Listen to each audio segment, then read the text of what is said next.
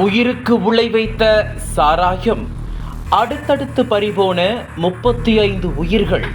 சாட்டையை சுழற்றிய ஸ்டாலின், தூக்கியடிக்கப்பட்ட 9 உயரதிகாரிகள். கள்ளக்குறிச்சியில் கேட்கும் மரண ஓலங்கள். கள்ளக்குறிச்சி மாவட்டம் கோட்டைமேடு அடுத்த கர்ணாபுரத்தில் ஏராளமான பொதுமக்கள் தீராத வயிற்றுவலி காரணமாக மருத்துவமனையில் அனுமதிக்கப்பட்டனர். விசாரணையில் அவர்கள் அனைவரும் கள்ளசாராயம் குடித்தது தெரிய வந்தது.